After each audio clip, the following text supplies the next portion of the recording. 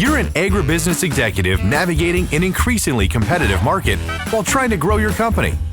Mergers and acquisitions are pitched as an accelerant to growth, but many M&A deals destroy more value than they create. Welcome to the Pacesetter Pod, where we explore and reveal the perspectives, insights, and approaches for successful mergers and acquisitions.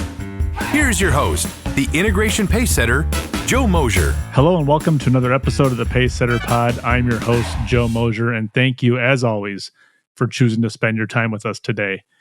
Today, I'm going to be sitting down with Dave Armstrong.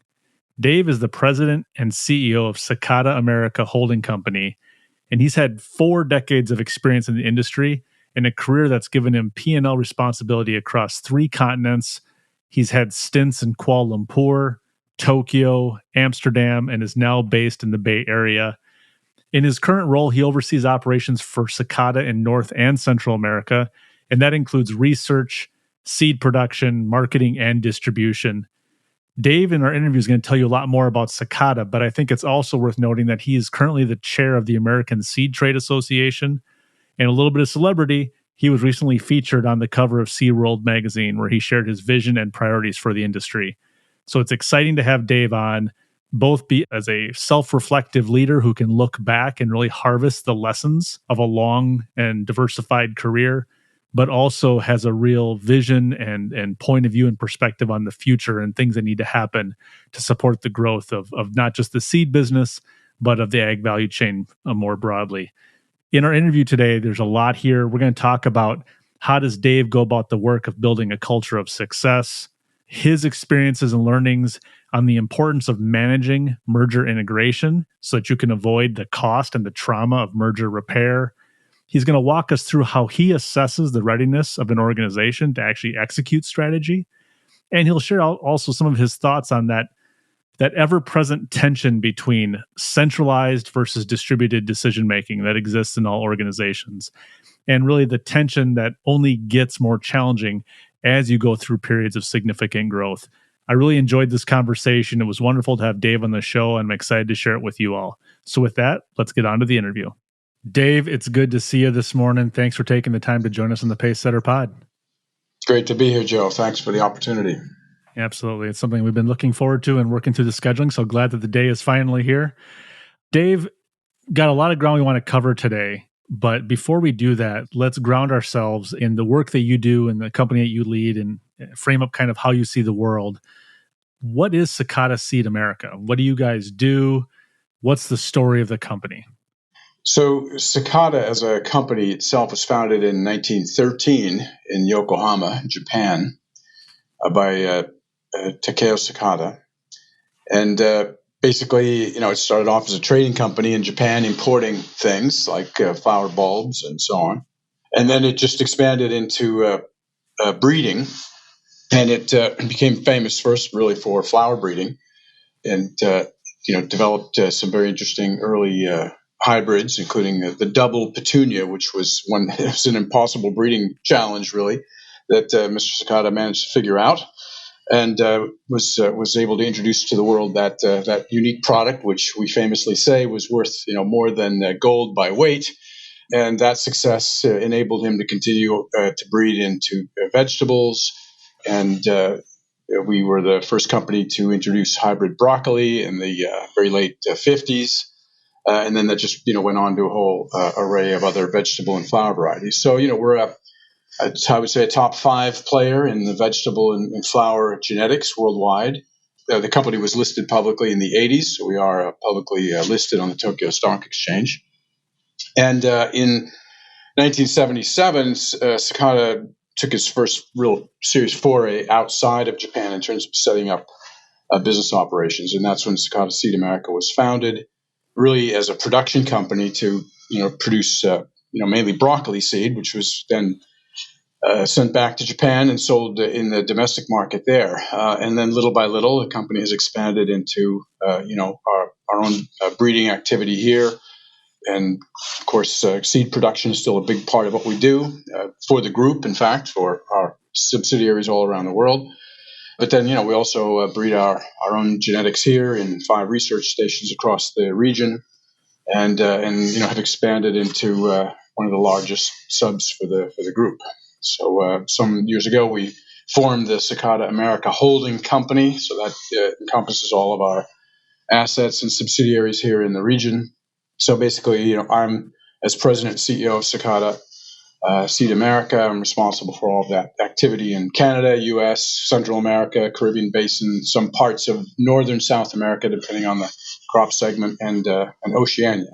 So that's a bit of the background on Sakata. Yeah, it's really fascinating. And I know that you weren't, I'm presuming that you weren't around at the inception of the company, but it's an interesting origin story, and it's maybe oversimplified, but the fact that they started with the biggest challenge. So the double petunia, which then being such a radically difficult product, and so I'm guessing commercially successful, that it actually funded the expansion of the company elsewhere. Is there any sort of stories or insights there into why to start with the toughest challenge first? I mean, obviously it was a winning strategy, but it's not usually what you encounter with an ag. Yeah, it's a very good question, and I think it probably speaks to the culture of the company, maybe to some extent Japanese business culture. I mean, I think if I look back on the history of Sakata and many of the products we've introduced, they all were really big challenges. I like to tell our teams that we specialize in breakthrough genetics. I mean, creating like whole classes of product that just didn't exist before. And so I think it's just that kind of tenacity and and taking on the challenge that defines Sakata. In really the founder's own, he lived that, right? So I can't know exactly why he focused on that particular product, but for sure that culture exists in the company, taking on those kinds of challenges. Yeah, I just love stories like that because I'll admit here publicly, I'm an incrementalist. So we have the big idea, but we chip away by doing the things that we know will be successful, that will deliver value. And over time you create more credibility, center of gravity, market presence, et cetera, in pursuit of the bigger idea, while being terrified of actually jumping right to the big idea. But that's a interesting origin story. So I don't want to make any assumptions here, or untested assumptions, but I believe that Sakata, like many companies in the seed space and in the very upstream part of the ag value chain, you, like everyone else, your company is a creature of acquisition, right? With a number of different consolidations, mergers, acquisitions over the years. And I know that we've talked previously about the pain of merger repair. So basically, a company buying another one, maybe not having a plan for integration or not executing it properly, one of the two, maybe both, and then the pain and the incremental effort and the friction that's caused by trying to fix it after the fact. Can you talk a little bit about experiences you've had either directly or indirectly with that phenomenon? Has that shown up in your career, and what are some of the primary challenges you've experienced when that has happened? Yeah, you're right. Sakata certainly has been built up through many acquisitions over the years. It generally, they've been successful.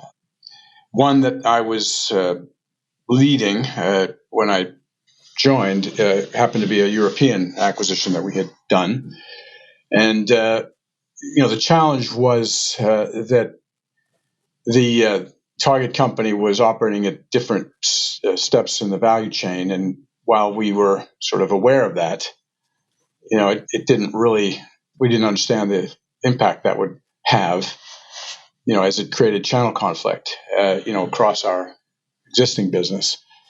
So that was a difficult challenge. We had to set that right. So, you had basically multiple P&Ls. You had strategy by country, kind of operations, being led by country, and again, this channel conflict was pretty significant. There were culture clashes. Obviously, Europe is famous for that, and so it resulted in some significant business disruption, some loss of market share, and so the challenge was setting that right. So job one was really to get everybody in one boat. So we formed a pan-European business unit and team against one P&L. And I'm a strong believer people need to see where they are on a P&L, how they're creating value for the business. And so that, then that team, we held ourselves accountable and against that P&L and started to make some difficult decisions around restructuring and, integrating that business unit into the existing one in a more consistent way. What was the timing or the duration of that repair effort relative to what you think it might have been had the integration maybe anticipated some of these challenges?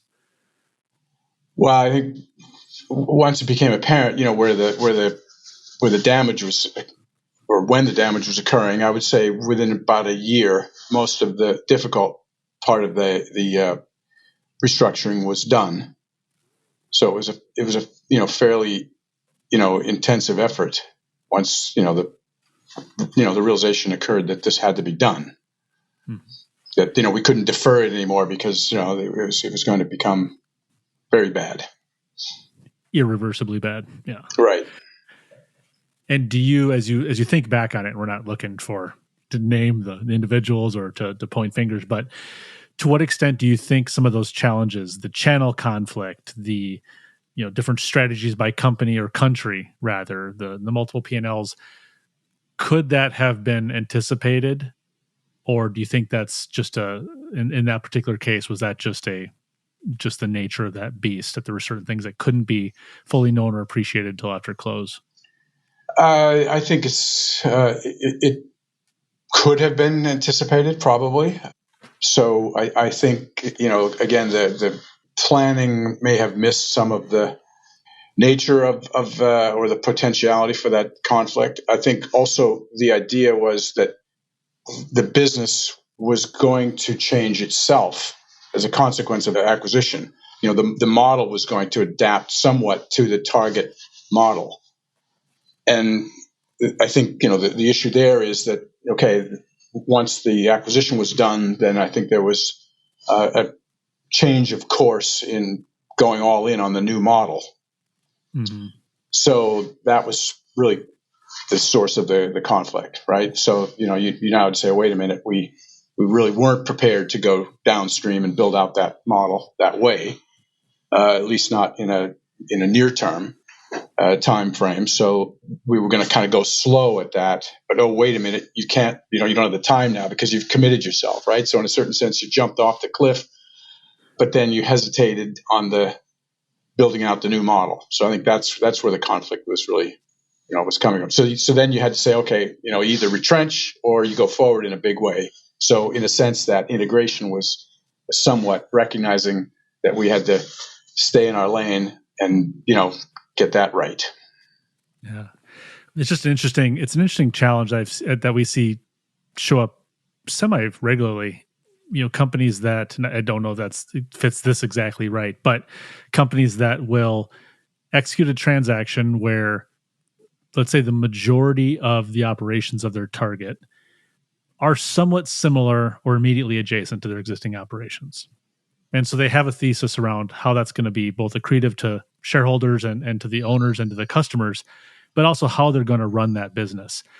And they under-index or underemphasize those other businesses that are out there that, may be high value add, might be, contributing significantly to the business's, performance, might not be, doesn't really make a difference. But people say, we'll get to that once we've got a chance to get to the integration, and which really implies a certain comfort level of letting parts of that legacy business just run. And then the reality comes that all of a sudden there's these businesses out there that you, on the front end, said, we'll let them run like an island of misfit toys. They can do what they want. And then it creates a lot of discomfort. Well, we don't know what they're doing. Well, they're doing what they want. Well, what is it they want to do? We don't know. And so that kind of creates this immediate tension that sometimes is born of lack of planning. And to your point, jump off the cliff, you don't want to pack your parachute on the way down. You kind of want to have the plan. So, right. Interesting. You talked a little bit at the top there about the loss of market share. Any other short or long-term opportunities that you think were indirectly forfeited or directly forfeited as a result of maybe not having a plan that properly captured all those risks in that particular deal? Yeah, I think there was some damage to the brand, in that period of time, as again the market was trying to figure out, okay, what is the model, and then there probably was some damage to confidence in that particular business segment within the group itself. So that's intangible somewhat, but real consequence of that, right? So it's okay. Now you kind of you got knocked back a bit, and you have to prove that this segment can go forward. Could do this again, let's say in a more productive way, if that makes sense. So I would say there was some loss of confidence that was probably part of that story. So taken together, it's interesting to think about the three big items that you pointed to. So a loss of market share, damage to the brand, resulting in confusion in the marketplace and people wondering, who are you? What do you stand for? What are you actually going to focus on? How are you going to serve us? What can we expect from you in the future? And then an erosion of employee and leadership confidence from within the business. You look at most any other scenario where those three things are happening, and that's an absolute fire drill, right? That is a business in crisis. And that's the real irony here, is that this is not an uncommon story where a company willingly pursues and enters into an M&A transaction. And it's kind of an unforced error, right? It's 100% self-inflicted wound where this is not the market necessarily causing disruption. It's not a competitor taking your market share. It's not some external environmental factor damaging your brand. It's largely self-inflicted. And so I think it really speaks to the importance of integration planning. There's a lot of that research or the Harvard Business Review articles that talk about M&A deals destroy more value than they create, and 70% of them fail to deliver expected results, et cetera, et cetera, et cetera. And it's interesting. But then in this particular case, this is a very real and felt effect, right? This is not academic. This is not in the abstract. These are very real consequences to not doing the back end work of saying, okay, we've got a really attractive target.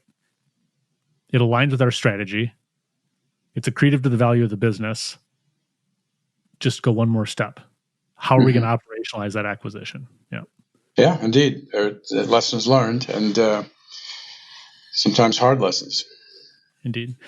But to be clear, Dave also did say that the vast majority of the transactions have gone well. So we're really digging on one here that maybe didn't go well.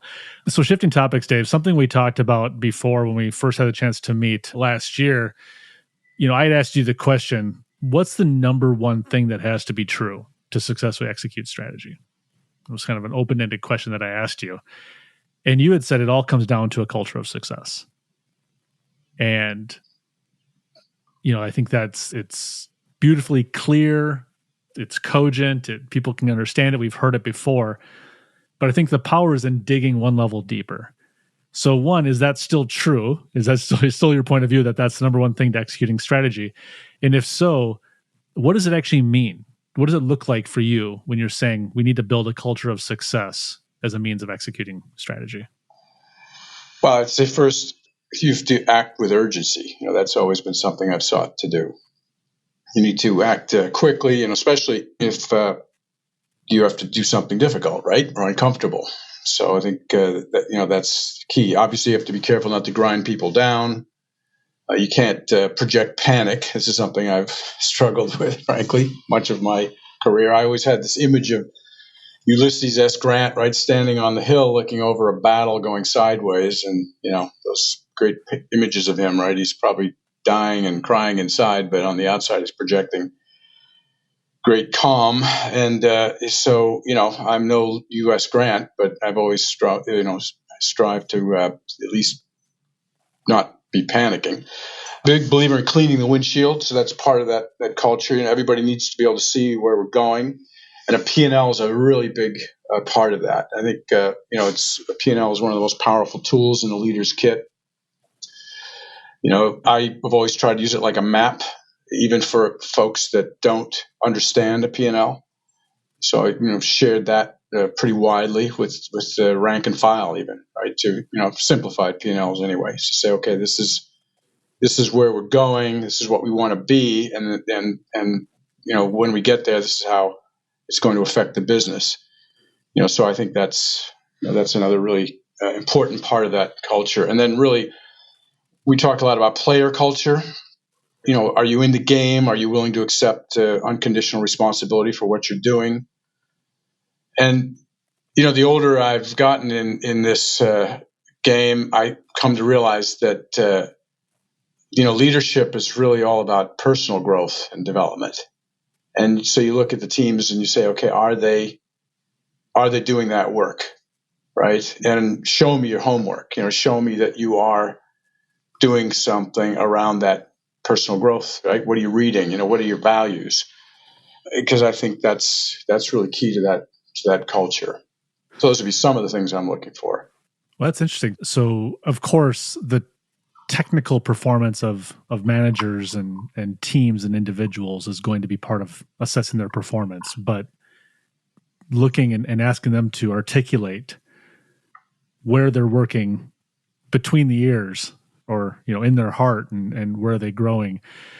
Do you all provide some level of direction in that, or is it really curated to each individual how they learn? So you mentioned reading books, for example, right? I'm a voracious reader, and that's one of the ways that I learn. It's one of the ways I digest and make sense of information. Not everybody, some of the smartest people I know, most successful people I know, haven't picked up a book since I left college. Mm-hmm. So I guess I wonder, just generally speaking, how structured is that in your approach in that sort of self-development and leadership development journey? So we do a fairly formal approach. The management team are all put through some leadership development programs. We use a particular company to do that, pretty extensive programs. And then, again, I'm a big believer in leading by example. So, I do read a lot, absorb a lot of content, which I'm probably to the distress of much of my team sharing all the time, a lot of that stuff. And then, across the business, we also provide a lot of content to staff. We believe in LinkedIn Learning. That's a great deal. We've got a subscription to that. So, we're encouraging staff to do a lot of individual work with LinkedIn Learning. And, if somebody comes to us and says, hey, look, I want to take a course, we sponsor those kinds of things. So, yeah, I would say a culture, of learning, an open learning mindset, as we're always talking about, is we try to cultivate that across the whole business.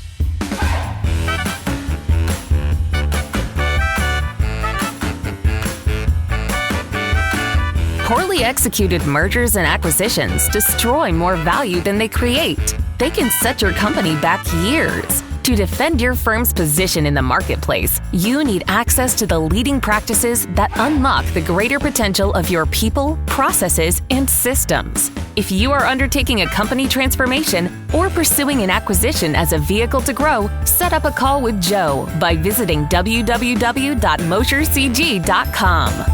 So I just want to recap here, because this is one of the reasons I want to talk about this with you, Dave, was because some folks shy away from culture, but people generally love, kind of deep down, they love the idea of building a successful culture, right? And be able to say, we've created what we wanted. I get frustrated though, because it's the soft stuff, and it tends to stay soft, even in people's explanation of it. But you have ability to put sharp corners and hard edges on it with the stories and the approach. And so, acting with urgency, right, but not panicking. So, maybe whether you're being stoic or catatonic and frozen with fear, who knows? You're not, there's no sweat on your brow, but acting with urgency, cleaning the windshield and letting people know where you're at, where you're headed, and having clear indicators of that. In this case, you talked a lot about using the P&L. The player culture, are people engaged in their work? Are they engaged in what we're trying to accomplish? Are they stepping up, and are they willing to take responsibility, both for the wins and for the downsides? Mm-hmm. And then accompanying that, I think it's number 4, is that individual development. And that's part of also being player culture, but it's a step further. It's outside the boundaries of your day-to-day job. Are you doing the work to make yourself better? Whether you're a leader of leaders, leader of a team, individual contributor, etc. That's the kind of stuff I think is really powerful when we talk about culture of success, having some of those specific levers that people can pull. And I think that would be of high value to our listeners. If you're not doing some of these things, think about what you can do. P&Ls, they, most, if not all of our listeners are not running publicly traded companies. And so it's not like you're giving proprietary, non-public information to people who shouldn't have it. Share where you're at. Share what your COGS are, if that's a driver of your profitability. Share where your margin profile is at. Share where volume is having or quality or customer acquisition, customer retention, whatever it is. Share those drivers. Sometimes it's not explicitly clear to the management where each person can contribute to each one of those things, but sometimes within the team, they'll figure it out as well. Absolutely. We discount the smarts of our teams to figure out, hey, I know what we could do to significantly reduce the quality. If that's actually so destructive to our earnings, we just thought it was a pain in the butt having rework. We had no idea that that's actually, suffocating growth. So thank you for walking us through that and being so thoughtful on that topic. Related to that, so if that is the number one priority in executing strategy, that culture of success, let's talk about the markers of strategy execution readiness. So hypothetical example, you've got a division or one of your product lines that either has a new product or has an existing product that they've been able to envision repurposing to a new market, right? So one of these scenarios, what you want to accomplish is very clear. But as you look at the people, the processes, the systems, you look at the business or the product team in its entirety, beyond culture, how do you get the confidence, Dave, that we're ready? We can pull this off? Because trying to execute before you're ready, it's rich in lessons, but it can be also rich in pain. And so what are you looking for beyond culture and saying, yeah, we're ready to go, let's move? Well, it's all going to come down to the management team, right? To the execution team, right? So, I would look at my management team and I think of a style box, right? On the X axis, you've got a qualitative dimension. So, okay, this somewhat goes back to that culture story, right? This is about relationships, about trust, about the ability of the team to communicate among themselves and effectively across the business. And then, on the Y, you've got the quant side, right? You got the kind of the mission-driven focus, KPI focus, OKR, whatever. The ability to, again, look at a P&L, talk about a P&L, to understand the relevant parts of the operation. And so I'm looking for that management team to be in the upper right corner of that style box, right? So it is kind of a combination of the culture piece, but also the execution quantitative piece. And that, in a perfect world, that's a nice balance. You've got a management team that's functioning well across those two dimensions. And I think without that, you're just not going to be successful. So that's the starting point. Yeah, and that's so that visual model there, the XY axis, is kind of the connective tissue between the what are you trying to accomplish and what do you have available to accomplish it, right? Because it would be a bit naive to say if you've got the culture of success established, just let them run. Mm-hmm. It'll be fine, right? How many times have we had? Do you have well-skilled, well-equipped, well-resourced teams, and in the course of an acquisition, and going through negotiations and due diligence, et cetera, the cost and the risk are so much higher than what you originally envisioned that suddenly you've lost sight of why you're doing it, and you sometimes lose sight of what we're trying to accomplish. So I love that, kind of bringing those two together. Where do you tend to, as you look back over the last however long do you want to look back, last several years, last decade, et cetera, in that framework of the quant versus the qual style box, where do you tend to see things atrophy quickest if you're not paying attention to them? Is it the focus on the KPIs, the target, the technical acumen, or is the culture? Will the culture lose traction sooner? The culture has the biggest risk, I think, right? I mean, when that's failing, right, then you get siloing. You get, Fred Kaufman likes to talk about, if you optimize the subsystem, you'll sub-optimize the system, right? So, I mean, if the system is the business, the whole P&L, right, and you got a bunch of functional heads that are all optimizing those subsystems for their own whatever reasons, their own, sometimes these can be, humans are complicated creatures, right? And we bring a lot of our own things to what we do, ego and whatever, territory control, all these kinds of things. So I mean, if that's allowed to go unchecked, again, that comes back to this player culture and holding people accountable then for being in the game and so on.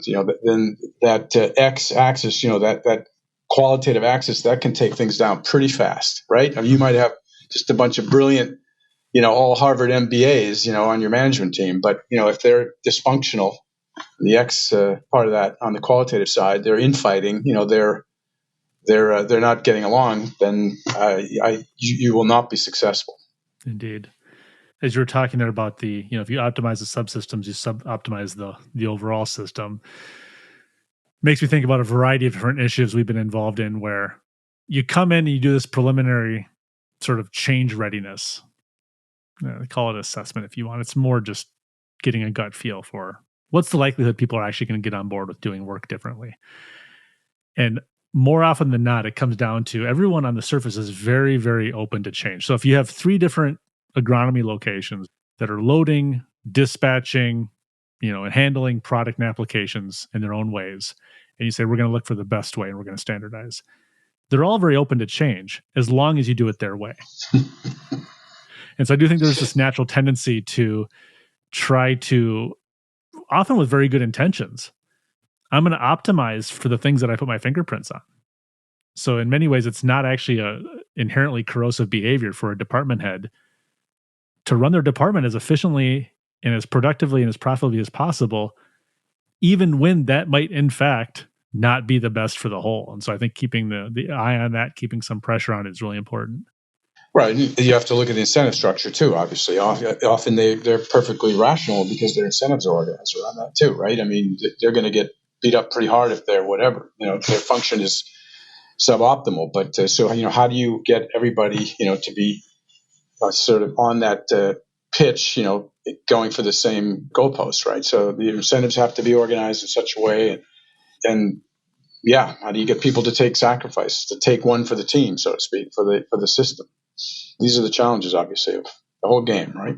And I wonder how many times we look at a big strategy effort, and as we think about readiness, how often do we stop and say, does our legacy incentive structure, both annual, short-term bonus, long-term bonus, equity, whatever other perks, whatever that overall total rewards package looks like, how often do we go back and say, here's what we need from the team?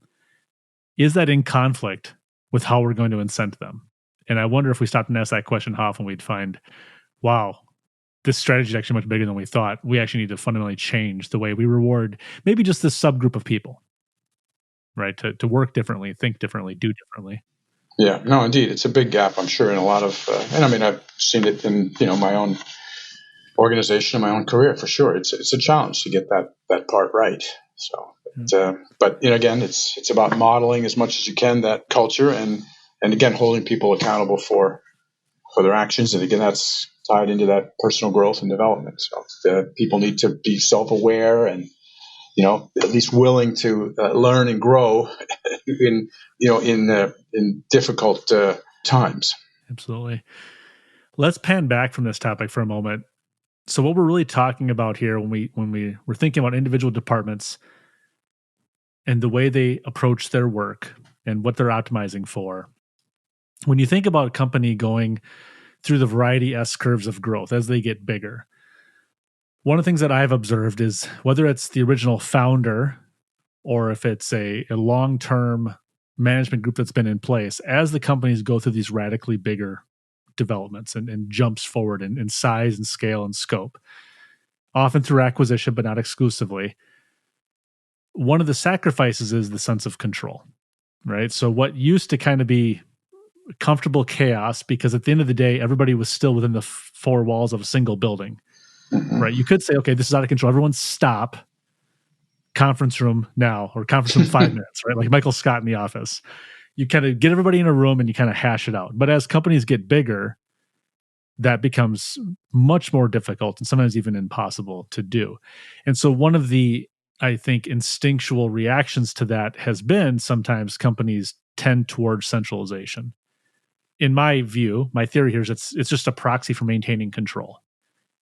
It's not really that you don't trust people to make the right decisions. It's that you actually want to at least know what's going on. You want to mimic what has happened for years by bringing some decision making, some reporting, some updates, whatever it looks like, back to HQ.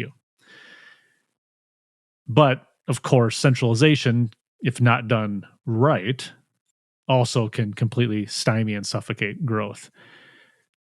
What has been the historical approach for Sakata? If you look at a spectrum from fully decentralized and distributed decision making to highly centralized, everything goes through a corporate approver, where has Sakata generally been on that spectrum? Well, I would say we're largely toward the decentralized side of the spectrum. I think that's just in the nature of the company's growth over the years. As they would go out and set up shop in a given market continent, if you will. They would certainly send out a team from Japan, and they would set up an initial rep office, but then they would build those organizations out largely with local folks and give them quite a lot of latitude in decision making and in building out the business. So that that's led to a culture that's fairly decentralized around the group. And would you say that is an intentional decision to be highly decentralized, or was it just the nature of when you're moving across the ocean and you've got cultures are so radically different? I'm from the US. I lived in Japan for a number of years, so I can speak with, intimate knowledge of how different the cultures are. Mm-hmm. But so was that a deliberate decision, or is it more of a default of, well, we simply can't centralize because there's too many variables at play here? Yeah, I think that was largely behind it, Joe. I think communications back in the day were not what they are today, and as you say, the cultural dimension, it showed a tremendous. I always admire Sakata's approach, and their adventurous spirit in setting this business up, around the world. And so while it was probably driven by that reality, let's say again, culture, communications, diversity of markets, et cetera, it's become somewhat intentional over time, right? So I think it's realized that it's an appropriate structure for the group. And now, obviously, as the company's gotten larger and more complex, there is that tendency, to your point, of now wanting to have more centralization. Centralization has its place, obviously, right? But there's price for it. There's systems are duplicating. There's loss of efficiency, et cetera. So I think there's now that internal kind of tension between centralization and decentralization, and how far to go in the direction of centralization. So that's an ongoing, to your point about iteration. That's happening in a iterative way, but it is. And I think it's necessary to have some level of centralization in an increasingly, complicated global marketplace. I love this idea of it being at inception, an unnecessary and unavoidable default position to now becoming something more that's comfortable and familiar in terms of the level of decentralization. So I think it's very easy to default to the bull case for decentralization because none of us actually like the idea of central, even people who are looking to centralize. And I did process improvement work in a corporate environment for years, right? So I was an agent of centralization. And even I probably deep down didn't like it. even that's what I was being rewarded and incented to do. But there is value. So as you look back over time, can you point to or speculate on where maybe a higher level of centralization would have served the company better and different? Or are there specific things where you think this is where we've maybe lost opportunities because we've had this default position of decentralization? Well, there's certainly some times when centralization is necessary. And again, kind of going back to that acquisition, I think, my father used to always have this saying that, when you're plowing the back of the horse and plow days, right? So if you're plowing, rough ground for the first time, you better hang on to that plow pretty tight. So there is that sense of, you need to put your hands on something from a more central position when it's rough sailing, right? Or rough plowing, not to mix my metaphors.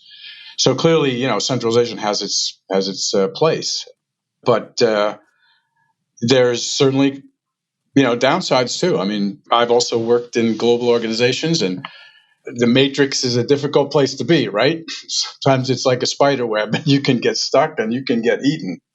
And then probably another downside of centralization. It's very tightly centralized. This strategy gets controlled by a relatively small group of folks, right? And if it's the wrong strategy, well, then if you're not seeing the icebergs from HQ, you can end up, in big trouble pretty fast, right? I think you see a lot of highly centralized large groups changing strategy fairly frequently, right? Or trying to, because it's not easy doing that change. to our earlier point, so I think it's always a balance, and one it's very difficult for companies to get right. But I think that the distribution, let's say, of incentives and of innovation potential in a decentralized model, I would vote for that any day. So that's something I've never actually thought of. I agreed audibly when you said it, but companies that have a more centralized group of decision makers around strategy also have more changes in strategy over time. So I agreed with it immediately, but I need to think about that and observe that in the marketplace. It makes intuitive sense. I've never actually thought of it in those terms, though, in that the further you are from the customer, the further you are from the sitting on the rails of running the business, the less information you have available, the less perspectives that are in the room, the less relevant it might be. And it's also not rooted in the demands of the existing business. And so, indeed. In a prior life, we lamented often that, everyone was facing HQ and not the customer. And that's a highly centralized culture at the time. So for sure, that's a risk. So it's almost the democratization of the strategy process. And ultimately, this comes down to being thoughtful and intentional, right? So, I mean, how often do leadership teams sit down and say, we want to be a centralized organization versus decentralized, right? Your behaviors, your decisions, your priorities will signal where you want to go, even if it's never been made explicit to the people who are making the decisions. One of the activities that we do with companies after they go through a transaction, they oftentimes want to look at their organizational chart with fresh eyes, usually 6-9 months after the deal closes, right? You don't do that day one. And they say, well, we need to restructure. And one of the things we start talking about is these spectrums, the design spectrums. And one of them is, to what degree do you want to have distributed decision-making versus centralized decision-making? And we say decision-making specifically because we want to call out, that do you want all the decisions made at corporate? Because that's different than having things reported to corporate. Right. Indeed. Yeah. Corporate definitely needs to be informed for sure. But it drives them to be thoughtful about it. And then all of a sudden you get, 6, 7, 8 people in a room and they want there to be consensus, but you realize that they're kind of all over the place. And you're saying, well, thank goodness we're talking about it in this room. I know you're all disappointed that you're not all in alignment. It's a hell of a lot better for you to be misaligned in this room right now thinking about it before you all start going out to the business and start sending different messages. Agreed. 100%. Yeah. Fantastic. Well, Dave, we could clearly spend a lot more time, but I appreciate you taking some of the time today to join us, to share some of your perspectives on building culture and strategy execution readiness, merger repair, centralization versus decentralization. One of the real gifts and benefits of this show is getting to talk to gifted operators, seasoned leaders, and big thinkers like yourself. So, yeah, just thanks for making the time. Thanks for the opportunity, Joe. I really appreciate it. Fantastic. And for folks who want to learn more about Sakata or Sakata Seed America, where would you direct them? Just jump on the interwebs, look, dial in or key in sakata.com. You'll come to a landing page that give you, you can click on any continent and any market and learn what you want about Sakata. We're all over the social media, so just take a look. Fantastic. Well, thank you also to all of our listeners for being a part of the show today. A reminder to like and subscribe to the Pacesetter Pod. You can find us on Apple Podcasts, Spotify, YouTube, or wherever you get your podcasts. And I encourage you to connect with me, Joe Mosier, on LinkedIn. Or you can also set up a call with me directly by visiting Mosier Consulting Group online at mosiercg.com. Thanks as always for joining us. We hope you enjoyed the show and have a safe day. This is thepodcastfactory.com.